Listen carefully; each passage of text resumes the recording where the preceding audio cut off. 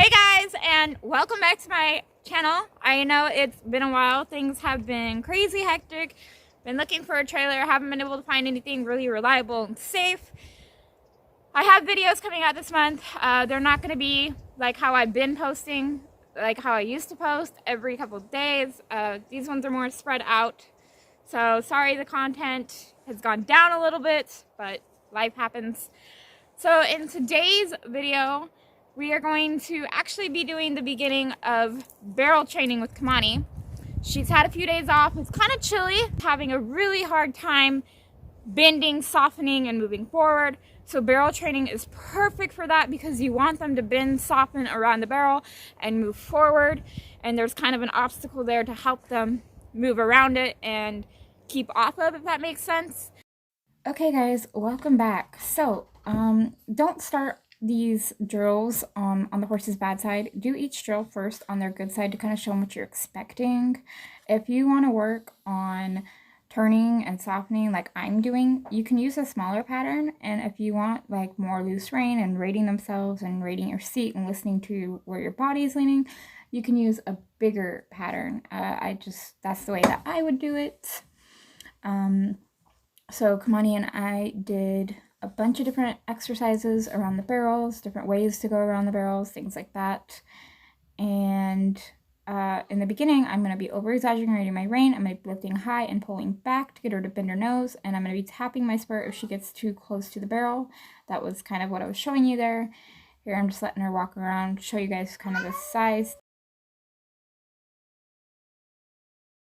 And if you are bumping their nose in and as soon as you release the bump, they're taking their head back, just bump and keep bumping until they soften their nose on their own. So here, she was kind of taking her head away, so I was bumping. And then when we go to the next barrel, I allow her to just have her head on a loose rein. But when we get to that barrel, I'm going to lift that rein and ask her to bend and soften. And then when we go straight, she's going to get her head back. Now, I didn't really have to use my spurs to get her off of the barrels today, so that was a good thing because normally I really have to use my spur to get her off of whatever it is that we're turning. I can't say how important it is to give them a loose rein on the way back. You don't want to micromanage your horse, and that's something I'm personally working on stopping. I really micromanage her, and it'll help in the long run. I'm really, really sure of it because when I do give her a loose rein, she's much more relaxed. So you can do the pattern and then go do something else and come back. You can do this at the beginning of the ride like you've seen me get on and do. You can do this in the middle of the ride when they need to cool down and you just want to walk them a little bit. You can do this at the end of the ride. Or you can do what I did, which was this was my entire ride because she's had a week off. This was a nice introduction back into, of course, switch things up and go off and do other things. So you can ask them to trot around it and canter around them, which I will do. But what I'm first going to do is get her trotting and then stopping at the barrel and then walking on and bending. And that'll help with her turns later on because I do plan to do barrel racing. You don't have to use this just for barrel racing. You can use this just to soften them, just to switch something up and do something different. You can use these exercises for anything that you want. I'm not a professional. I don't claim to be. It's just these are things that I've learned through training. This is now my third or fourth horse I've worked with on the barrels. These are things I've picked up that I like to do. So obviously you can go multiple laps around one barrel, walk, trot, or canter. Obviously I'm going to start at walk first. I love this here. I let go of the rein and you can see she kept her nose bent. That is exactly what I want, is a nice round horse without me having to hang on to him.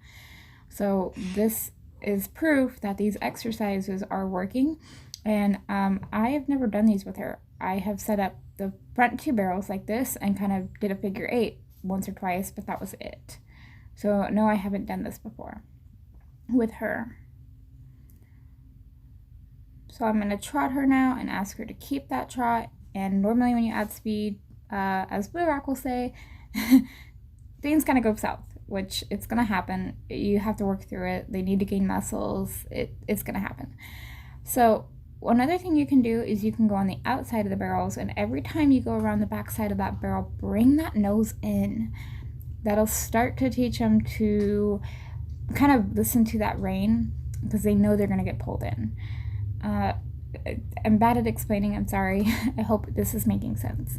So I'm going to do this, walk, trot, and canter, and she's doing really nice. She's starting to get the hint and starting to really soften. You can see her neck going down. Normally when I ride her, her neck's really high. These exercises are really chilling her out, and I'm liking that. So we're going to go with the canter now. Nice, beautiful canter, and she's bringing that nose in on those barrels. That's great. She's dropping her shoulder, but everything is kind of, it's going to take a while to get perfection. You're not going to get perfection on the first day. You can see this side, she really has a hard time keeping her pace in a circle. This is pretty much an oversized circle. I had to laugh here. I was fixing my spur, and she decided my hair was fun. So here I came in from an angle at a canter from a distance, and I wanted to see could she keep her pace. And this side she really drops down. She can't bend and keep her pace. It's really hard for her. I'm kicking and smooching, and it's taken a lot, and she's having a really hard time. So that shows me we need to work more on that side than this next side. So when we come in this next side, she drops down for a stride or two, but she picks right back up. She's able to keep it, and she's able to keep that nose in way better. The circles are huge, but it's way better than the other side. Love her stops. I hope you guys enjoyed that video and kind of understand what I'm talking about now, about her being stiffer on the one side than the other.